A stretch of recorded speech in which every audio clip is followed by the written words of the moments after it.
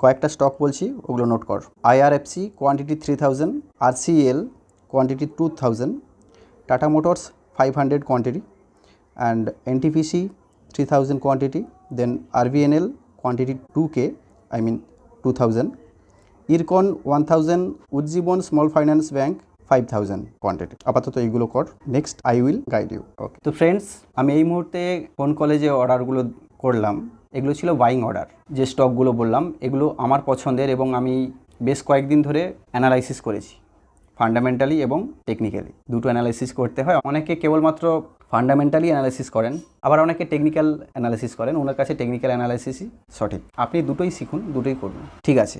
আজকে আমরা শিখব ফান্ডামেন্টাল অ্যানালাইসিস। একটা স্টক বা শেয়ারে ইনভেস্ট করার আগে অ্যানালাইসিস তো করতে হয়। সাপোজ আপনি একটা সেলুনে চুল কাটাতে গেলেন, 500 টাকা দিয়ে একটা সেলুনে চুল কাটাতে গেলেন, চুল ভালো কাটলো না, জাস্ট কোনোরকম চুলটা কাটলো, আপনার ভালোই লাগলো না, কোনো মজা পেলেন না। নেক্সট টাইম আরেক জায়গাতে গেলেন, ওই সেম 500 টাকাই নিল, হেয়ার কাটিং হলো উইথ স্টাইল অ্যান্ড শ্যাম্পু করালো এবং মেসেজও করলো। তাহলে কোনটা ভ্যালু ফর মানি হলো? সেকেন্ড টাইম না? কারণ আপনি এখানে প্রাইস এবং ভ্যালু এই দুটো বুঝতে হবে। কারণ ওয়ারেন বাফেট সবসময় বলেন যে ভ্যালু ইনভেস্টিং করুন। যেমন সেকেন্ড টাইমে যে সেলুনটাতে গেলেন সেখানে শ্যাম্পু প্লাস মেসেজ, হেয়ার কাটটাও স্টাইলিশ হলো, ভালো, আলটিমেট আপনার ভালো লাগলো এবং মজা পেলেন। আর প্রাইস এবং ভ্যালুর মধ্যে যে ডিফারেন্স, প্রাইস হলো মূল্য, যে অর্থ দিয়ে আপনি একটা প্রোডাক্ট অথবা একটা পরিষেবা, একটা সার্ভিস বাই করলেন। আর ভ্যালু হচ্ছে কি পরিষেবা পেলেন ওই প্রোডাক্ট থেকে বা সার্ভিস থেকে, পরিষেবাটা কি পেলেন, সেটা হচ্ছে ভ্যালু। কেমন? বা যদি আরেকটু খুলে বলি, সাপোজ আপনি একটা ফ্ল্যাট দেখলেন 40 লাখ টাকার, কিছুদিন পর 2 কিলোমিটার দূরে আরও একটি ফ্ল্যাট দেখলেন, সেখান থেকে আপনার সেই ফ্ল্যাটটা সাইজে বড়,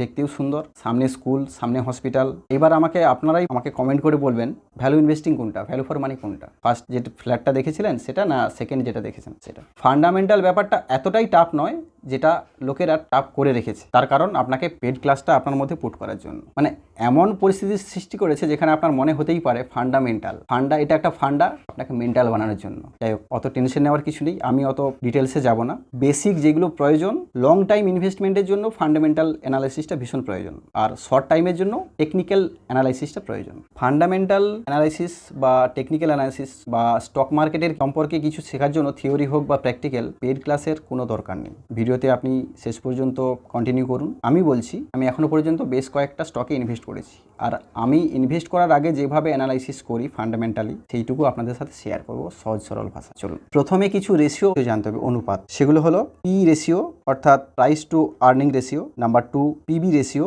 price to book ratio, and then number 3 debt to equity ratio, number 4 current ratio. প্রথমে রেশিওগুলোর জাস্ট নাম বললাম, এবার এগুলো একটু ডিটেলসে বলি। যেমন প্রথমে বলি P ratio, price to earning ratio. এটা কি একটু ডিটেলসে বললে, শেয়ার বাজারের প্রতিটি মূল্য এবং প্রতিটি শেয়ারের বিপরীতে কোনো কোম্পানি কি পরিমাণ আয় করে থাকে তার অনুপাতকে পি রেশিও বলে, প্রাইস টু আর্নিং রেশিও বলে। এই পিই রেশিও দ্বারা স্টকের মূল্যের মান নির্ণয় করা যায়। বুঝতে পেরেছেন? আচ্ছা, আরো সহজ করে বলি এক লাইনে। 1 টাকা আর্নিং করার জন্য আপনি যে টাকা ইনভেস্ট করবেন সেটা হচ্ছে পি রেশিও। কোনো কোম্পানির 20 থাকে, কোনো কারো 25, কারো 80, কারো 100। সাপোজ কোনো কোম্পানির পি রেশিও যদি 80 থাকে, তাহলে আপনি 80 টাকা ইনভেস্ট করছেন 1 টাকা আর্নিং করার জন্য বা ইনকাম বা রোজগার করার জন্য। That's all. রেশিও কতটা থাকা উচিত, কতটা থাকলে ভালো হয়, সেই ডিটেলসটা আমি শেষে পরে বলছি। ভিডিওটা শেষ পর্যন্ত অবশ্যই দেখবেন, তাহলে সম্পূর্ণ বুঝতে পারবেন, না হলে মস্তিষ্কে আসবে না। যাই হোক, এইবার জানবো পিবি রেশিও বা price to book. Price to book ratio অর্থাৎ মূল্য থেকে বুক অনুপাত এমন একটি পরিমাপ যা একটি কোম্পানির শেয়ার প্রতি বাজার মূল্যকে তার শেয়ার প্রতি বুক ভ্যালুর সাথে তুলনা করে। তাই পিবি অনুপাতের হিসেবটা সোজা। স্টকের বাজারের মূল্যকে তার বইয়ের মূল্য দিয়ে ভাগ করুন। পিবি রেশিও যদি ক্যালকুলেট করতে চান তাহলে সেটার একটা সহজ উপায় আছে। স্টকের বর্তমান বাজার মূল্যকে তার বুক ভ্যালু দিয়ে ভাগ করুন। অনলাইন গুগল করেও দেখতে পারবেন। এইবার বলি ডেট টু ইকুইটি। ডেট কথার অর্থ কি? ডেট কথার অর্থ হলো লোন। একটা কোম্পানি, একটা ইন্ডাস্ট্রি পাবলিকের মধ্যে ইকুইটি বিক্রি করে বা শেয়ার বিক্রি করে টাকা তো তুলেছে, তাছাড়াও ব্যাংক থেকে লোনও নিয়েছেন। সেটার পার্সেন্টেজ কত? ডেট টু ইকুইটি যদি 2 হয় অনুপাত, তাহলে ভাবতে হবে ইকুইটি থেকে, অর্থাৎ ইকুইটি বিক্রি করে, শেয়ার বিক্রি করে পাবলিকের থেকে যে টাকা তুলেছে কোম্পানি, তার দ্বিগুণ ব্যাংক থেকে লোন নিয়েছে। ডেট টু ইকুইটি যদি অনুপাত 3 হয়, তাহলে ভাবতে হবে যে ব্যাংক থেকে 3 গুণ লোন নিয়েছে। একটা লার্জ ক্যাপ বা বড় কোম্পানি, একটা ভালো কোম্পানি ডেট বা লোন তো নেবেই, এটা স্বাভাবিক, লোনটা খারাপ না। আমাকে দেখতে হবে যে ইয়ার টু ইয়ার ওই লোনের পরিমাণটা বাড়ছে না কমছে, রিপেইংটা কেমন, কোম্পানি লোনটা মেটাচ্ছে নাকি লোনের পর লোন আরও লোন নিয়ে যাচ্ছে, রিপেইং ক্যাপাসিটিটা দেখতে হয়। কারেন্ট রেশিও কি? কারেন্ট রেশিও হলো একটি তারল্য অনুপাত যা একটি কোম্পানির স্বল্পমেয়াদী বাধ্যবাধকতা যা 1 বছরের মধ্যে বকেয়া পরিশোধ করার ক্ষমতা পরিমাপ করে। এগুলো ছিল টোটাল রেশিও। ফান্ডামেন্টাল অ্যানালাইসিস এখানেই শেষ নয়, এরপরেও রয়েছে। চলুন আমি একটা স্ক্রিন রেকর্ডিং আপনাদের দেখাচ্ছি, সেটা থেকে আরও পরিষ্কার বুঝতে পারবেন। অনেক ভালো কোম্পানির মধ্যে আমাদের দেশের একটা ভালো কোম্পানি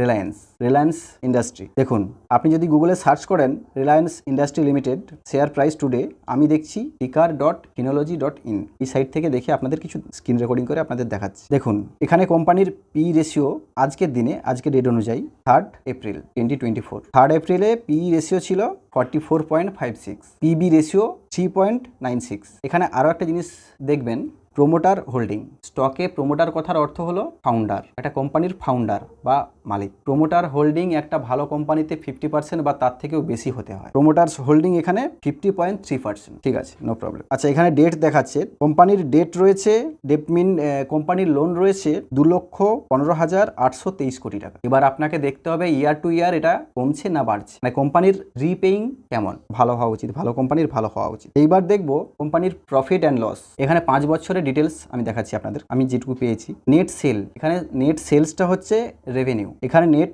সেলস বা রেভিনিউ ইয়ার টু ইয়ার বেড়েছে। 2019 সালের মার্চে ছিল 3,71,616 কোটি টাকা এবং 2020-তে 3,36,953 কোটি টাকা। 2021-এ 2,45,667 কোটি টাকা এবং 2022-তে 4,22,323 কোটি টাকা। আর 2023-তে সেটা আরও বেড়ে হয়েছে 5,28,315 কারোর। প্রফিট অ্যান্ড লস, ফান্ডামেন্টাল অ্যানালাইসিসে কোম্পানির প্রফিট অ্যান্ড লস ঠিকই রয়েছে। এরপর দেখবো ব্যালেন্স শিট। হাঁপড়ে যাওয়ার মতো কিছু নেই, আমি সিম্পল ল্যাঙ্গুয়েজেই আপনাদের বোঝাবো, জলের মতো সোজা হয়ে যাবে। চলুন, ব্যালেন্স শিট কোয়ার্টারলিও দেখতে পারেন এবং ইয়ার টু ইয়ারও দেখতে পারেন। আমি ইয়ার টু ইয়ার দেখাচ্ছি। এখানে তাহলে 2019 সালে টোটাল অ্যাসেট ছিল কোম্পানির 7,85,185 কোটি টাকা। সেখানে 2020 সালে 9,78,899 কোটি টাকা এবং সেটা 2021 সালে 8,75,181 কোটি টাকা এবং 2022-এ 8,79,461 কোটি টাকা এবং সেটা আরও বেড়ে 2023 সালে 8,97,002 কোটি টাকাতে এসেছে। ফান্ডামেন্টালি কিন্তু এখনও পর্যন্ত যথেষ্ট স্ট্রং। কিছু সমস্যা রয়েছে, সেগুলো আমি শেষে বলবো, দেখতে থাকুন। এবার দেখবো কোম্পানির ক্যাশ ফ্লো। ক্যাশ ফ্লো মানে কোম্পানির কাছে লিকুইড ক্যাশ কতটা রয়েছে, সেটাও ইয়ার টু ইয়ার বাড়া উচিত, বা একটা ক্যাশ তো কোম্পানির কাছে থাকা উচিত। আপনি একটা বিজনেস করছেন, একটা স্টার্ট আপ হোক বা একটা ভালো বিজনেস করছেন, সেখানে আপনার হাতে যদি ক্যাশ না থাকে, পকেটে টাকা যদি না থাকে, তাহলে বিজনেসটা ডেভেলপমেন্ট করতে সবসময় কি হাত পাতবেন? সেটা নিশ্চয়ই না, সেটা ঠিক না। কোনো সমস্যা আসতেই পারে, যে কোনো মুহূর্তে এমার্জেন্সি সিচুয়েশনে আপনি কি করবেন। সুতরাং টোটাল ক্যাশ, নেট ক্যাশ ফ্লোটা আমাদের দেখতে হয় ইয়ার টু ইয়ার। 2019 সালে নেট ক্যাশ ফ্লো ছিল 1,037 কোটি টাকা এবং সেটা 2020-তে এসছে 4,717 কোটি টাকা এবং 2021-এ করোনা টাইম ছিল, প্যান্ডেমিক সিচুয়েশনে, সেখানে -2,912 কোটি টাকা মাইনাসে চলছিল। সেখান থেকে কিন্তু ইমপ্রুভ করে কোম্পানি ভালো একটা রেভিনিউ, ভালো একটা প্রফিটে কিন্তু এসেছে। 16,141 কোটি টাকা ছিল ক্যাশ ফ্লো। 2023-এ সেটা আরও দ্বিগুণেরও বেশি বৃদ্ধি করে 35,097 কোটি টাকাতে এসছে। তার মানে পারফরমেন্স যথেষ্ট ভালো। আচ্ছা, এবার বলি এটাতে প্রবলেম কী ছিল। ফান্ডামেন্টালি স্ট্রং কিন্তু সম্পূর্ণ না, 100% না, কারণ এখানে কোম্পানির পি রেশিও 44.56। এবার আপনাদের বলবো রেশিও কত থাকলে ভালো হয়। 18 বা তার থেকেও কম, যত কম হবে তত ভালো। আবার দেখবেন যেন মাইনাসে না হয়, মাইনাস মানে কিন্তু কোম্পানি লস করছে, ওই সময় বাইং অপরচুনিটি আসে না। Second, PB ratio. PB ratio 1 হলে খুব ভালো, 2 পর্যন্ত কম্প্রোমাইজেবল, তার বেশি নট গুড। এখানে কোম্পানির প্রোমোটার হোল্ডিংও ঠিক আছে। তো ফ্রেন্ডস, সম্পূর্ণ ভিডিওটি দেখার জন্য ধন্যবাদ। এই ব্যাপারে অনেক প্রশ্ন থাকতেই পারে। ভিডিওটি সম্পূর্ণ দেখার পর ভিডিওতে আলোচনার বাইরে যদি কোনো প্রশ্ন থাকে অবশ্যই আমাকে কমেন্ট করবেন, আমি অ্যান্সার করব। তো ভালো থাকুন, সুস্থ থাকুন। জয় হিন্দ, বন্দে মাতরম।